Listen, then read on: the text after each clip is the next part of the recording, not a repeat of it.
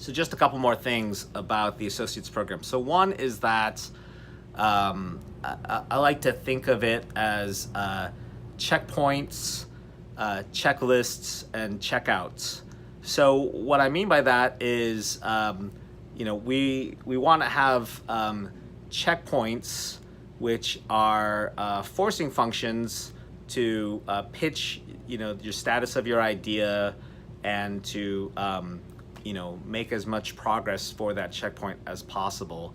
And so, one thing about entrepreneurship is that you're running your race by yourself, and checkpoints can be important forcing functions in order to say, let's hustle, let's try to get, this launch done by this amount of, by this time period, or let's try to get this, this part of our product done as soon as we can.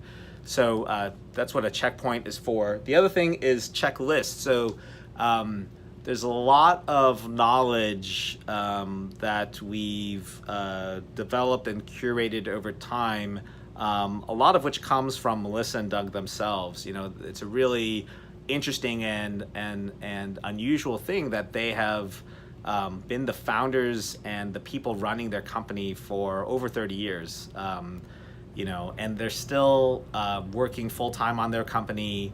They are still launching over 100 new products every year, and they have over 2,000 products that they're actively selling. I was thinking about this the other day. I was thinking, how many companies in the world are there at the size of Melissa and Doug, where the founders are still, running it and still, working every day on creating new products? It's pretty rare, really rare, I would say. So they have a special perspective, and I think that they have a lot of great insights that are not currently captured in a lot of the books and essays and memes and ideas that are out there in entrepreneurship today. So we've kind of combined what we think are some great ideas from out in the wild with some really interesting ideas that Melissa and Doug have brought to the table. And so our checklists are somewhat of a linear process for how to go from idea to launching the product in the marketplace. And so we share that information with you.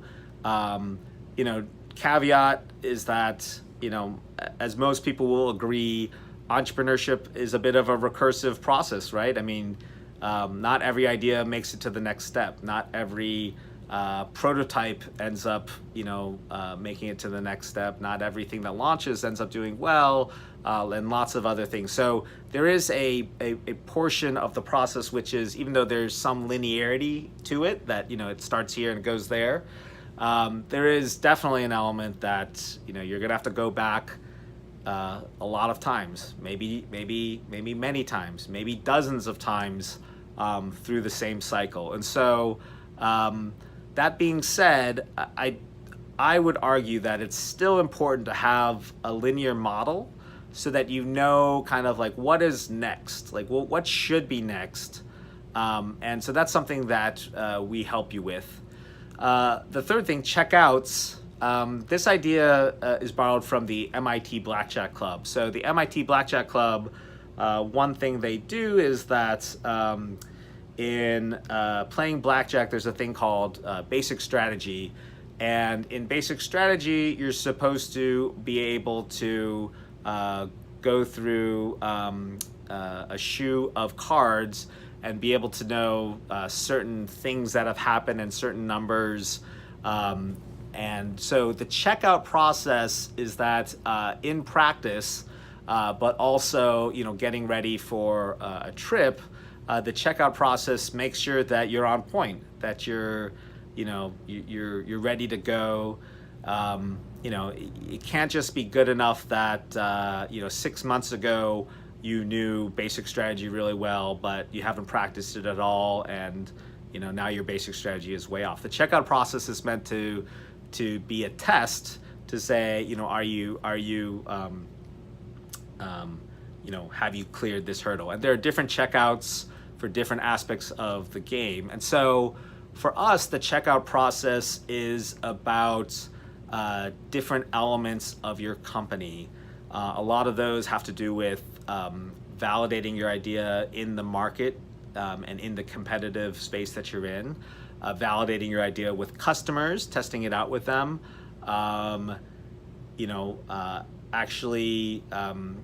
figuring out what is different about your product and how that is going to be communicated and sold in the marketplace. Making sure that your legal plans are in place, whether that's for the structure of your company or for the intellectual property or patents or trademarks that you might need to protect.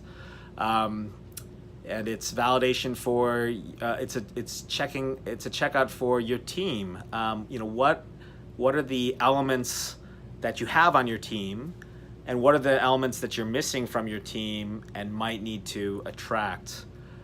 So those are just some of the checkouts that we have built into the program. But in some, it's meant to be this kind of testing. In programming, it's called unit testing. Unit testing these different elements so that when you put the whole thing together, you have a higher chance that things are going to succeed.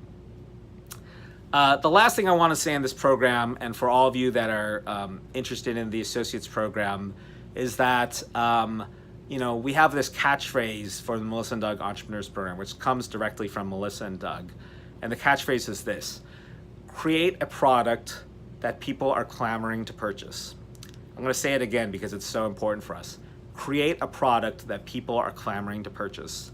This is one of the key elements, if not the key element, that we focus on in the program. And we think that a lot of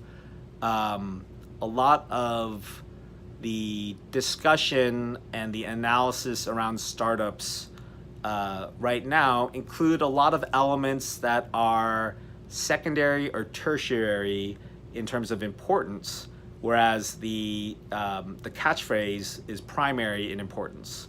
And what does it mean to create a product that people are clamoring to purchase?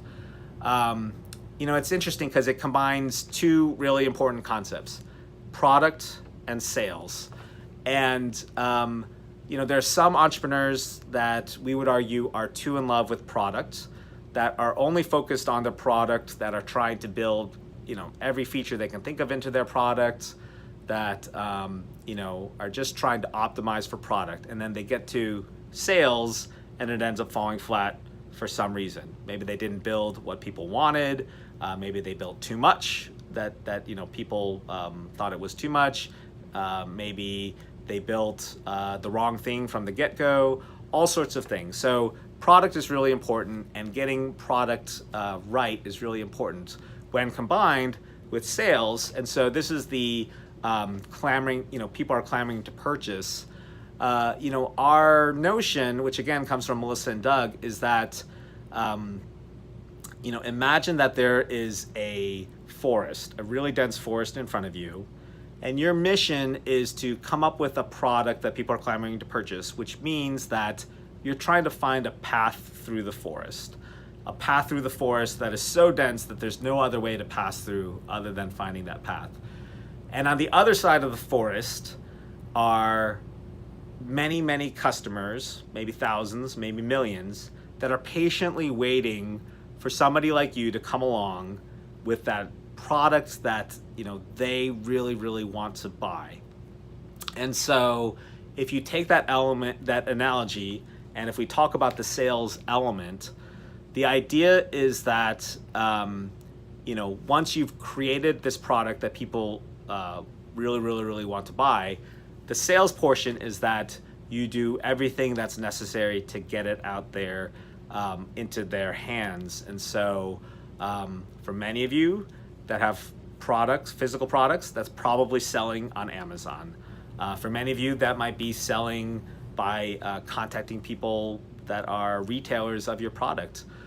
It might be talking to customers directly and asking them if they'd like to buy. It might be buying, great ways to reach out to your customers. So there's a lot of things there. There's a lot in terms of distribution.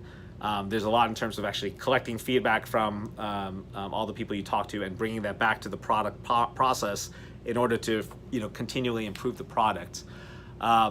But the whole idea here is, again, captured in that phrase, and it's really interesting. Since we've been thinking on that phrase, I've noticed that actually in some really fantastic instances, there are other people in the entrepreneurship world that say almost the exact same thing. So Sam Altman, if you go to his Y Combinator Startup School video, his very first slide is create a product that people will tell their friends about, which is a really interesting way of saying it. And if you listen to what he says, this is probably the most important thing. This is probably 80% of your success. Create a product that people want to tell their friends about. And his argument is bolstered. The examples he gives are things like Gmail and Facebook. Those are probably things that when you first signed up, those are things that your friends told you about, or Snapchat or Instagram, or buying a Macintosh or an Apple, Apple Watch. So I think it's a differently worded spin on pretty much the same idea. The second example I want to give is that Elon Musk, and this is November 2018, Elon Musk recently in October 2018 was talking about the success of the Tesla Model 3. And in his tweet, he basically says, listen, we are making more revenue with our Tesla Model 3 than other auto manufacturers are, who are spending billions of dollars on marketing their cars, and we're spending no money on marketing. And his point is that, and he says this in another tweet, is basically, it's all been product. It's all been just creating an amazing product. And so he's got some other tweets that talk about product that basically echo that, how it's, product is the thing. And so not everybody agrees. Not everybody agrees internally here at Duke I&E, and not everybody that watches this is going to agree, and that's fine. We can have that debate. But for the purposes of this program, I think that you will be well served to prioritize that phrase, creating a product that people are clamoring to purchase. And I think that clarity will help you to avoid spending time, especially early on a lot of other activities that seem secondary or tertiary. And I'm just going to label what some of those are like focusing on the brand of the company, focusing on the marketing plan, focusing on partnerships with other people, focusing on sales forecasts for 3 years out, focusing on the financial model that explains how all the money is going to flow. There's a time and place for those things. Those things are important, but again, in our model, they are not of primary importance. And in fact, if you don't get the product right and the product, sales connection, it's also called product market fit. If you don't get product market fit right, then, you can spend millions of dollars on marketing, like Elon Musk says, and, it not affect, it not do enough for you. Or you can spend, you can hire a fancy brand agency. You could create a really flashy looking website.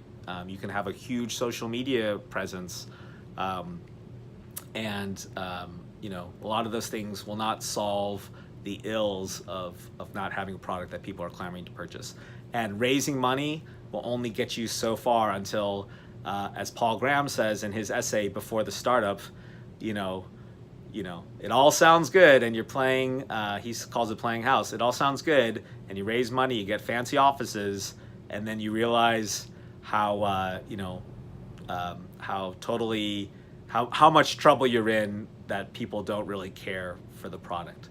And so with that, I really hope that you're interested in the Melissa and Doug Entrepreneurs Associates Program and the Melissa and Doug Entrepreneurs Program as a whole. Would love to hear from you. My email address is hwr2@duke.edu, hwr2@duke.edu. Again, my name is Howie.